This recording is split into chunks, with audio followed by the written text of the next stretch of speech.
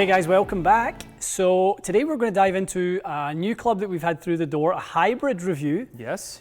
This is a little kind of later release for Cobra. Sort of on its own, isn't it? It was on its own and not released with kind of any irons or any woods.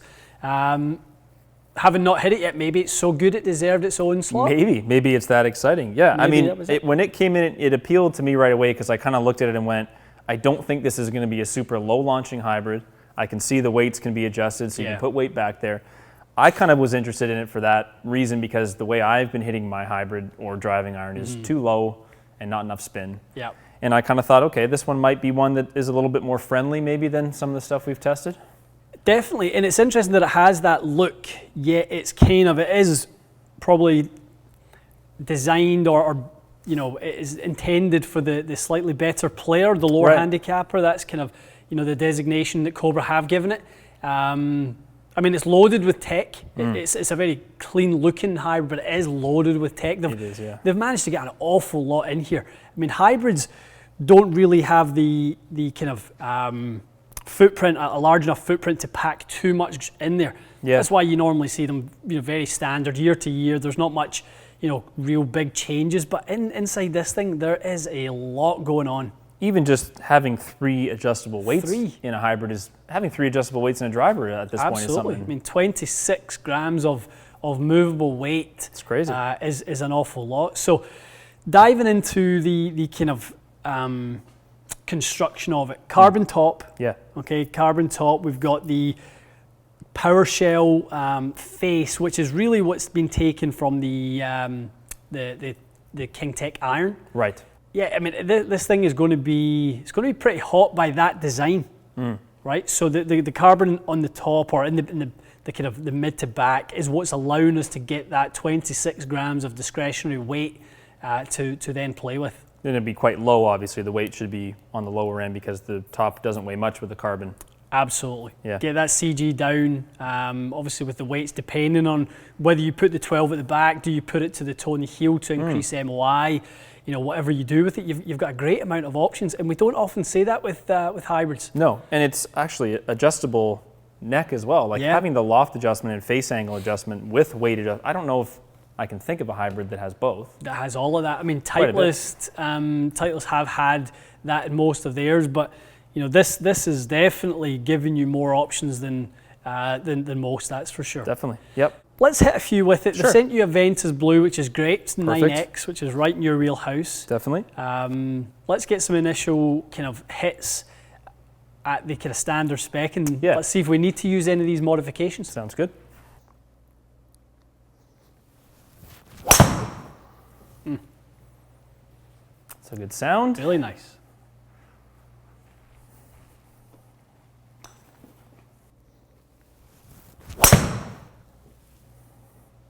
That's really nice. That's got a nice feel to it. Comes off pretty jumpy.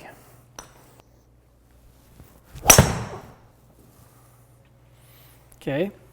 Turn a bit. Yeah, turning a little bit. I mean, I think the sort of low spin element is we've got quite a lot of spin axis tilt there, so we are delivering a relatively low amount of loft, you know, in comparison or relative to the angle of attack. So spin loft's down a little bit.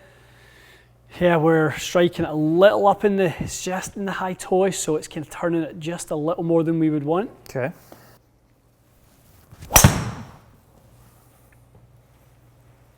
Yeah, I feel like I hit it well. It's just it's a lovely strike. Just wants to take off a little bit that way.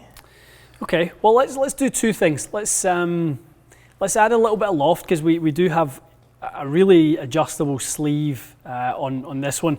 The 19 degree can go anywhere from 17.5 to 20. Oh wow, okay. So it's 20.5. Right. So we can play with this a little bit. So we're going to turn it up a little bit. We're going to put the weight in the toe. So or the light weight in the heel, the 2 gram in the heel, 12 grams at the back and then the toe. Perfect. Again, just to kind of slow down that rate of rotation, see if we can keep that loft there for a little bit longer.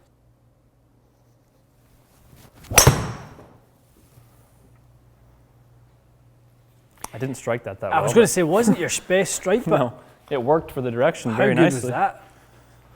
Dead on. Oh, Love that. feels so much better that way.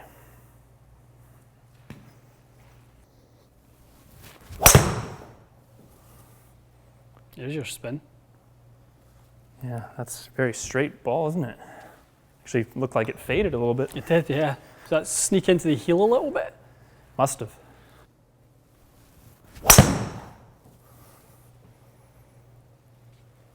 Yeah, so the ones that I feel like I maybe pulled a bit, they're more than catching the green at 235, which is great.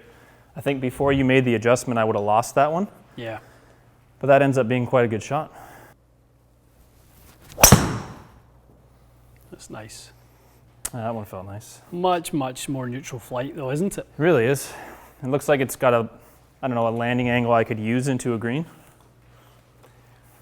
And I think that's the full benefit of the adjustability. You've turned a club that really wasn't going to be any use to you Fair. into not just a usable club, but a very, very, high functioning club. So Yeah.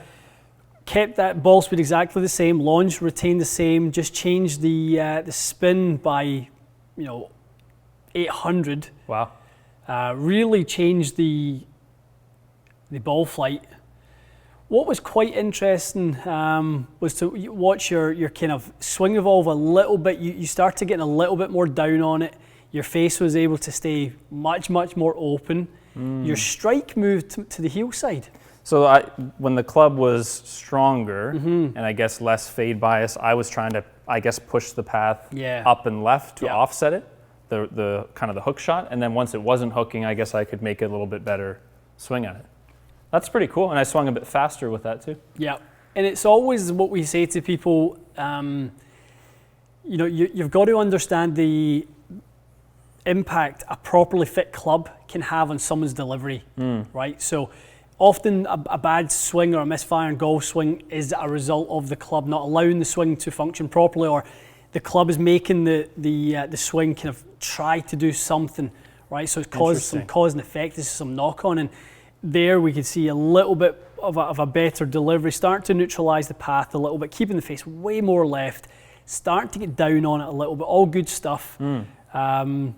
The toe sitting up a little bit more too, I can see that. Yeah, no, it's really good.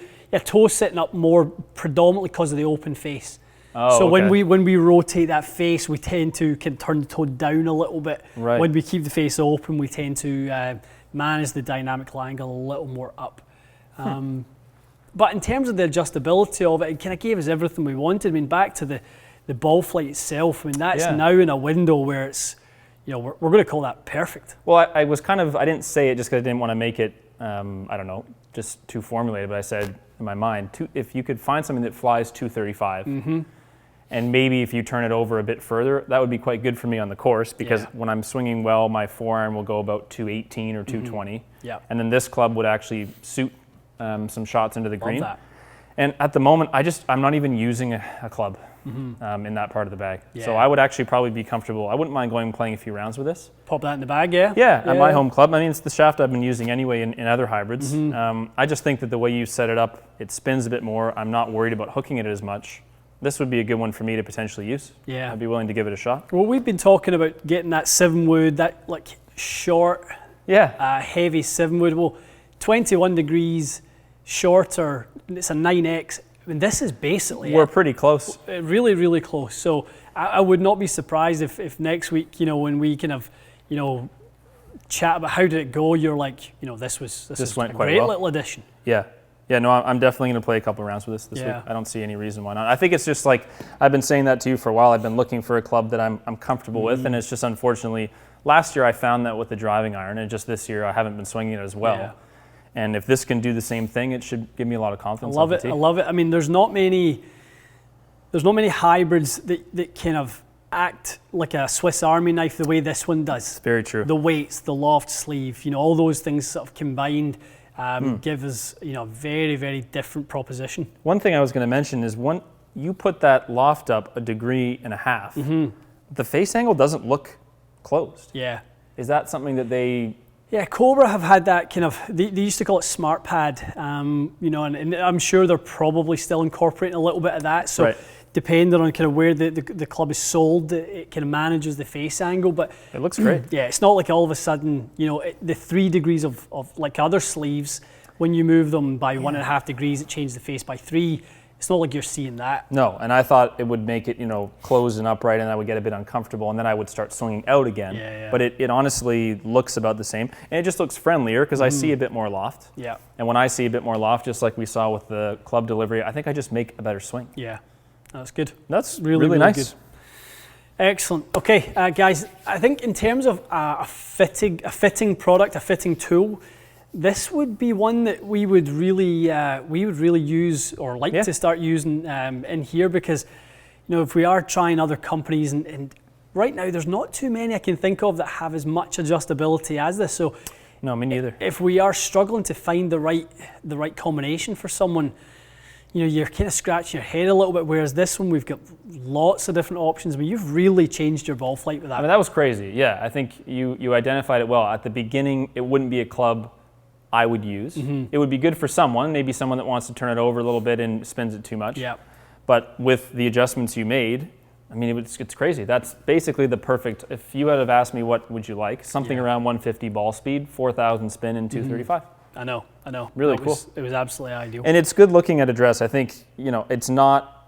I didn't mean to say that it's like a big hybrid. I just meant that I think people will recognize a lot of hybrids are getting quite slim from front to back. Definitely. And this one's just got a little bit more, you know, back shape to it, a bit more rounding, and it's carbon black, flat black. So it's not like it looks big or anything, but I think you just a bit more confidence in it. Any resemblance to Ping in terms of the look of it? A little bit. It does definitely kind of look like a sort of a no turbulator Ping. I think that the main difference is that Ping's, their signature with the hybrids is very boxy. This is a little bit more rounded, which, to be honest, I prefer. I prefer the look of it being a bit more of that kind of traditional sort of camber on it. But no, it does kind of look like a Ping, to be honest with you. But no, I like this a lot. Okay. Good. Well, next week, guys, we'll in the live, we'll kind of give you a little update, see how it's been. If it's going straight into the bag, that'd be exciting. That's a pretty good testimonial in itself. Not many times do we test one club in here and it goes straight into the bag. So yeah, I think based on that, I can't see why playing a few rounds with it, I wouldn't see some really good results on the course. Okay, join us on the live next week for the update on that. Lots more to come, guys. Stay tuned. We'll see you again soon.